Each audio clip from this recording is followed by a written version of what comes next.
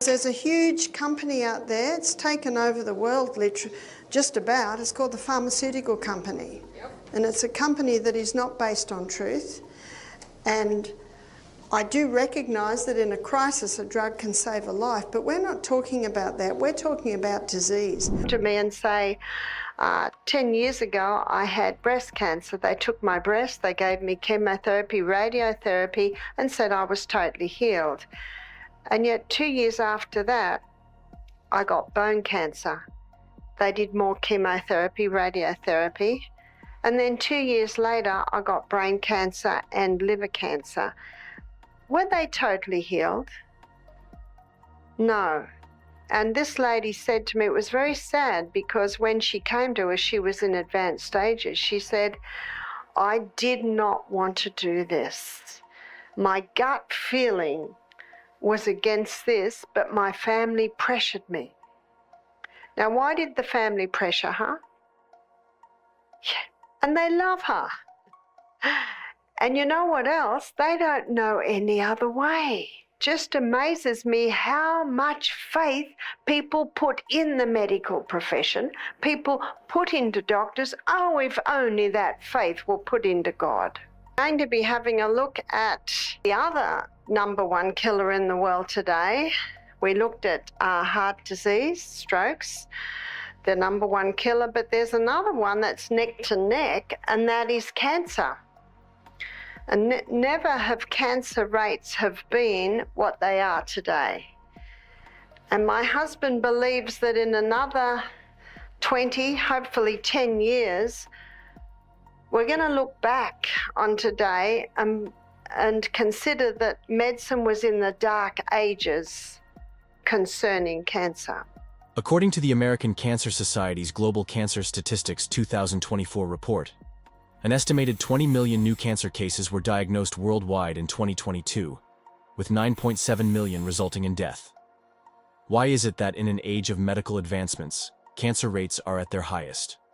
In this video, Barbara dives deep into what she believes the medical establishment isn't telling us. Today, we'll uncover natural remedies to kill cancer. Cancer thrives on glucose. It consumes up to 15 times more glucose than normal cells. Cancer cells flourish in low oxygen environments and acidic conditions. Known as the Warburg effect, cancer cells ferment glucose even when oxygen is present, producing lactic acid and creating a toxic acidic environment that shields them from the immune system. This is what makes cancer cells resilient, aggressive, and deadly. Cancer loves acid. Cancer also loves no oxygen. So knowing those things, it makes a lot of sense to alkalize the tissues. The other thing cancer loves is sugar. So these are the 3 common denominators I find. Now, what does cancer hate? Cancer despises low glucose levels, oxygen-rich environments, and alkaline conditions. And so when people come to us wanting help to conquer cancer, you see what we do? We suggest a diet that's highly alkalizing. We suggest ways to oxygenate the body. In fact, some health retreats have hyperbaric chambers. Have you heard of those? We have one, and it puts oxygen in under pressure. And we also greatly eliminate the glucose, the sugars going into the body. We're going to starve that cancer. How do you starve it? To starve it, you've got to know what it loves. It loves glucose. And so we suggested 6 weeks, no sugar. No honey, no sweet at all. What's she going to eat? There's a lot of vegetables. There's a lot of legumes. There's a lot of nuts. There's a lot of seeds. So you can get a lovely variety. Some people that come to us, they decide to make Monday lima bean day, Tuesday lentil day, Wednesday organic tofu day, Thursday black-eyed bean day. There's so many that you can have a different one every day. And so many different vegetables. According to research dating back to 1946, Dr. Otto Warburg discovered that cancer cannot survive in an oxygenated and alkaline environment, a discovery that won him a Nobel Prize, yet remains underappreciated in mainstream medicine. It's time to reveal this powerful grain that Barbara believes the medical industry doesn't want you to know about: Amaranth. This grain, once banned in the United States due to its association with synthetic food dyes derived from the plant, is now being rediscovered for its extraordinary health benefits. The dyes caused significant health concerns decades ago, but the grain itself is a nutritional powerhouse. Amaranth. Amaranth is a grain that's not very well known. I think the Aztecs, traditionally they've eaten the quinoa and the amaranth. It's a very tiny grain, and when you cook it, it goes like a lump of glue. But what I often do when my grandsons are with us, because they like a porridge, I'll put a little amaranth with the millet, or I'll put a little amaranth with the quinoa. Or if they have oats, I'll put a little amaranth with the oats. So that's quite nice. Rich in phytonutrients and antioxidants, including the compound squalene, Amaranth offers potential cancer-fighting properties that have left researchers amazed. Squalene, a compound also found in shark liver oil, has been studied for its ability to inhibit cancer cell growth. By neutralizing free radicals and reducing oxidative stress in the body, squalene plays a key role in creating an environment where cancer cells struggle to survive. Barbara emphasizes that understanding what cancer thrives on is crucial in defeating it. Cancer loves an acidic environment, feeds on glucose, and thrives in areas with low oxygen levels. These conditions create the perfect storm for cancer cells to grow and spread. Amaranth, however, combats all three. It is a low glycemic grain, which means it helps stabilize blood sugar levels, depriving cancer cells of their favorite fuel, glucose. Moreover, amaranth contains alkaline-forming minerals like magnesium, calcium, and potassium, which help balance the body's pH and make it less hospitable to cancer. Its high fiber content supports healthy digestion and detoxification, aiding the body in removing carcinogens. According to a study published in BMC Complementary and Alternative Medicine, 2 types of plants called Amaranthus lividus and Amaranthus hybridus have been found to help fight cancer. Researchers looked at how the leaves and seeds of these plants can prevent cancer and boost health. They tested extracts from these plants on mice with cancer cells. The study found that these plant extracts can make cancer cells die by helping their natural defense systems work better. They found that the plants have special chemicals that can protect cells and get rid of harmful substances in the body. According to another study done in Food Science and Technology, researchers took the protein from amaranth and used special to break it down into smaller pieces, which are called hydrolysates. Then, they tested these hydrolysates to see how well they could fight cancer. The scientists checked how well the hydrolysates worked against different types of cancer cells, like those found in breast and lung cancer, and they also looked at healthy cells. They discovered that the hydrolysates did a great job in preventing the growth of cancer cells. The trypsin hydrolysate was the best at doing this, as it killed the cancer cells without harming the healthy cells. The researchers also found that these protein pieces helped protect the body by reducing damage from harmful substances. Amaranth's cancer-fighting benefits are just the beginning. The grain is also rich in lysine, an amino acid that helps the body repair tissue and build strong immunity. It contains tocotrienols, a potent form of vitamin E, which has been studied for its anti-cancer properties. Unlike many processed grains, amaranth is gluten-free and highly versatile. It can be used in soups, porridges, or even as a flour alternative for baking. Barbara encourages everyone to explore the many delicious ways to incorporate this grain into their diet. Here's a simple, delicious recipe on how you can incorporate amaranth into your diet. Amaranth breakfast porridge. Start by rinsing 1 cup of amaranth thoroughly under cold water to remove any impurities. In a medium saucepan, combine the rinsed amaranth with 2½ cups of water or plant-based milk, such as almond or coconut milk, for a creamy texture.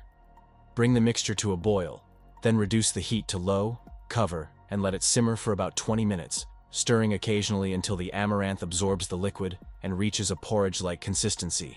Once cooked, transfer the porridge to a bowl and top it with your favorite cancer-fighting ingredients, like fresh berries, a drizzle of raw honey, a sprinkle of cinnamon, and a handful of nuts or seeds for added crunch and nutrition.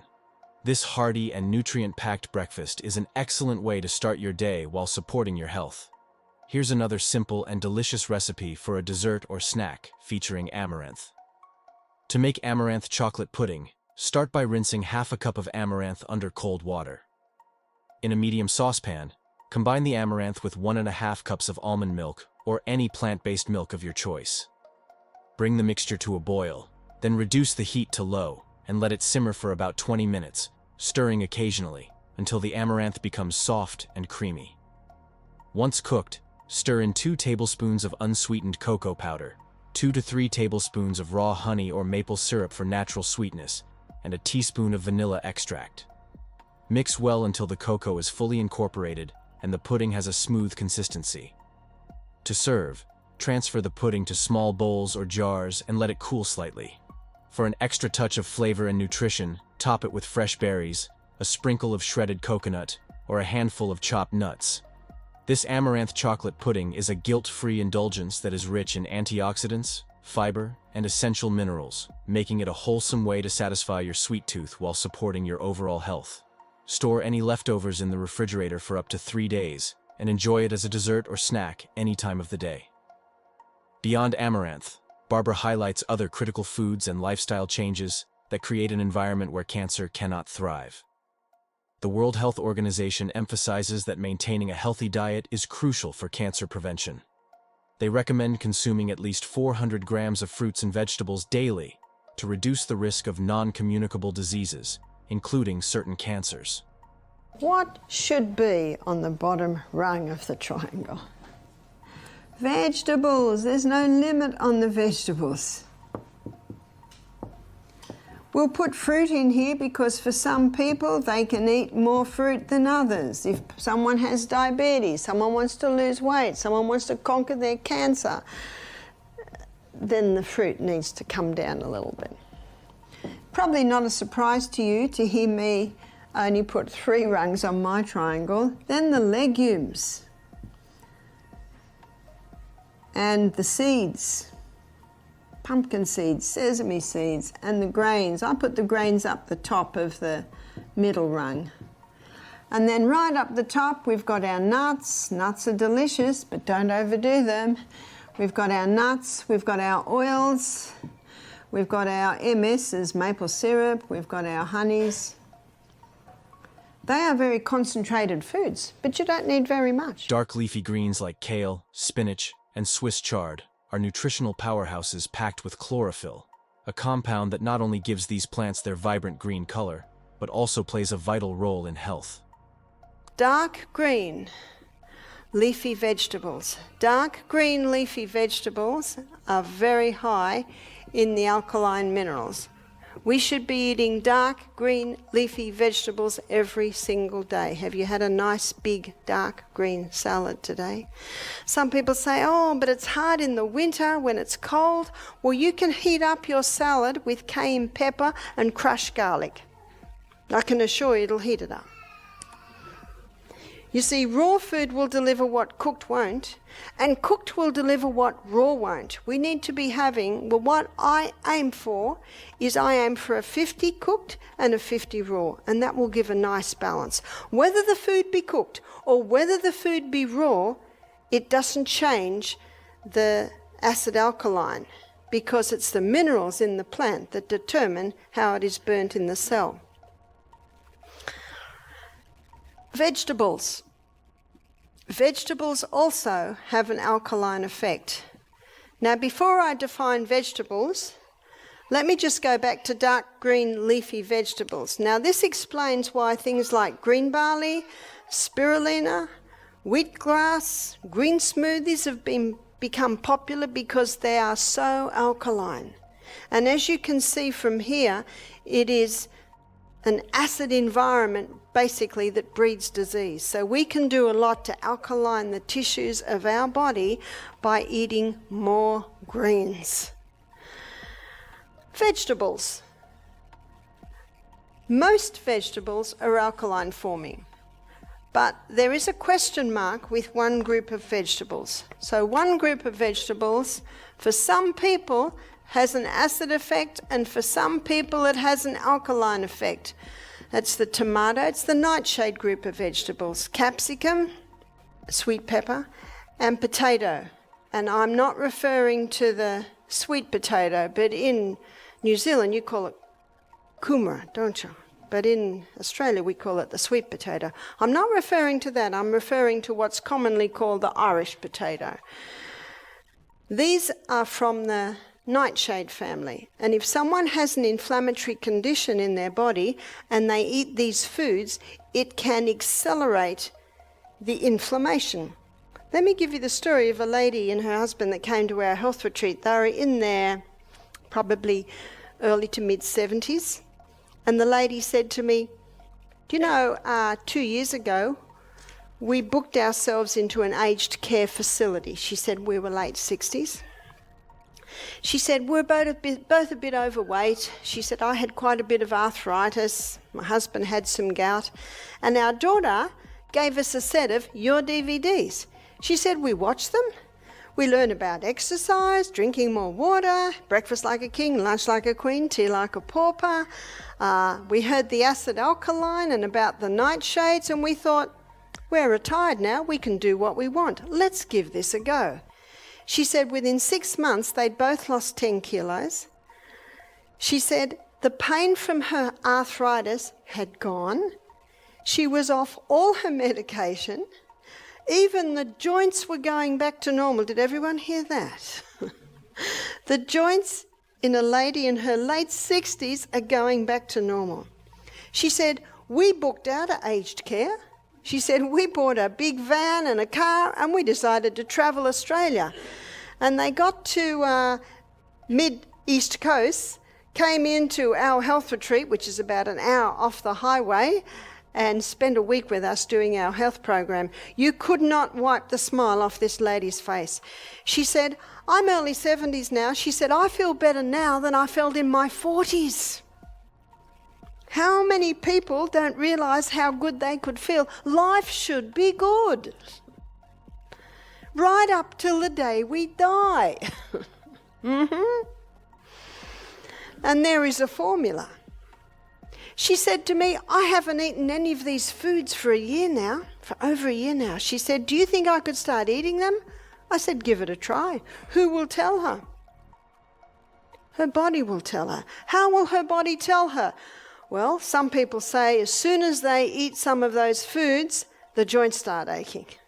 One lady said, well, my joints don't ache straight away, but it repeats on me. So there are different ways that it may speak to you. Chlorophyll helps oxygenate the blood by improving the efficiency of red blood cells in carrying oxygen throughout the body, which is crucial for maintaining energy levels and supporting cellular function. Additionally, chlorophyll has been studied for its detoxifying properties, as it binds to harmful toxins and carcinogens in the digestive tract, preventing their absorption and helping the body eliminate them. These greens are also rich in essential vitamins like vitamin K, which supports bone health and reduces inflammation, and antioxidants such as lutein and beta-carotene, which protect cells from oxidative damage and support immune function. Lemons, while acidic to the taste, undergo a remarkable transformation in the body, becoming alkaline when digested. This is due to their high mineral content, including potassium, calcium, and magnesium, which help balance the body's pH and create an environment where cancer cells struggle to thrive. The most alkaline forming food that you can put into your body is the lemon. And you might say, no, the lemon's acid. Well, it's acid where it should be. There is only one part of your body that should be acid. Where's that, students? Stomach. In fact, if someone says to me, I've got a very acid stomach, I say, fantastic. It should be, because that's the only thing that can break up all those little chemical bonds in your protein. You see, it's in the stomach that protein's broken down, and that's how we break up the protein into amino acids. And then I say, but how do you know it's acid? Well, I can feel it. So my next statement is, well, you mustn't have a very good lining on your stomach, because I can't feel my acid.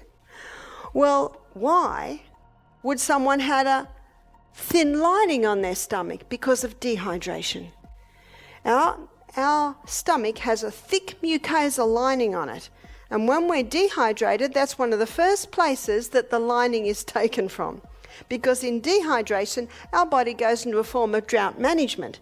You see, full blood volume must be kept in the major arteries and veins. And so what the body does says, well, we'll take a bit from here, we'll take a bit from there. And one of the first places it takes from is the thick lining that coats the stomach. Another person said to me, well, I know I have an acid stomach. The acid keeps coming up. Why would the acid keep coming up? You've got two very good gates there. Let me show you why. So many people today, they have their large meal at the end of the day. You see, we should be having breakfast like a king, lunch like a queen, tea like a pauper. And a lot of people have breakfast like the pauper, lunch like the pauper, and the tea's the king and the queen together. Lemon is acid where it should be in the stomach, and it is alkaline where it should be, which is down at the cell. What determines the difference? It is the mineral composition of the plant or the food. So these foods here are high in the alkaline minerals, which is sodium, potassium, calcium, magnesium, and iron. They are the main alkaline minerals, and these foods are high in those alkaline minerals, so they're burnt at the cell, they leave an alkaline ash. That's why these foods here are the alkaline forming foods. Lemons also stimulate liver detoxification by increasing bile production, aiding in the breakdown and elimination of toxins from the body. The natural compounds found in lemons, such as D-limonene and flavonoids, have been studied for their anti-cancer properties, with research suggesting they can inhibit tumor growth and reduce inflammation. By supporting both detoxification and immunity, lemons play a dual role in strengthening the body's defenses against disease. Nuts and seeds, such as almonds, walnuts, pumpkin seeds, and flax seeds, are not only nutrient-dense, but also vital for maintaining overall health. But almond is called the king of all nuts. It's the most alkaline nut. It's the highest in protein, the highest in calcium, and the highest in iron. Brazil nuts are also an alkaline nut. Now, Brazil nuts are phenomenally high in selenium, and selenium is a very important mineral. You see, the thyroid needs selenium because it needs selenium to convert iodine into thyroxine. Now, mercury has an affinity for selenium, so if people have mercury fillings in their mouth, that can gobble up all their selenium. You only need 5 Brazil nuts a day to get all the selenium that you need for a day. And even though in Australia the selenium levels in the soil are very low, we get our Brazil nuts from Brazil. And of course in Brazil the land is okay. All your seeds, that's sesame seeds, sunflowers, chia seeds, flax seeds, pumpkin seeds, they are also on the alkaline list. According to the American Institute for Cancer Research, these foods provide essential fatty acids, particularly omega-3 fatty acids, which are known to reduce inflammation and may slow the growth of cancer cells. Nuts and seeds are also a rich source of lignans, plant compounds that act as phytoestrogens and may block the growth of hormone-related cancers, such as breast and prostate cancer. Their high fiber content supports healthy digestion by promoting regularity and aiding in the removal of toxins from the body. Furthermore, nuts like almonds and walnuts contain powerful antioxidants such as vitamin E, which protects cells from damage and supports immune health. Together, these foods work synergistically to build a robust defense against disease. By incorporating dark leafy greens, lemons, and a variety of nuts and seeds into daily meals, individuals can create a nutrient-rich diet that not only prevents disease, but also supports the body's natural ability to repair and protect itself. These simple yet powerful dietary changes offer a holistic approach to health, providing the body with the tools it needs to thrive. Barbara reminds us that cancer doesn't have to be a death sentence, and that the body is capable of incredible healing when given the right tools. While mainstream medicine often focuses on treating symptoms, Natural remedies like Amaranth and other whole foods address the root causes of disease. The key is understanding the science behind these remedies and making informed choices. By creating an alkaline, oxygen-rich environment and eliminating refined sugars and processed foods, individuals can take significant steps toward preventing and even reversing cancer. Which of these powerful foods do you already include in your diet, and what's your favorite way to enjoy them? Are there other natural foods or remedies you swear by for boosting your health? Share your thoughts and experiences in the comments below. Your insights might inspire someone else on their health journey. And if you found this information valuable, don't forget to like this video, subscribe to the channel, and hit the notification bell so you never miss out on more health-transforming tips.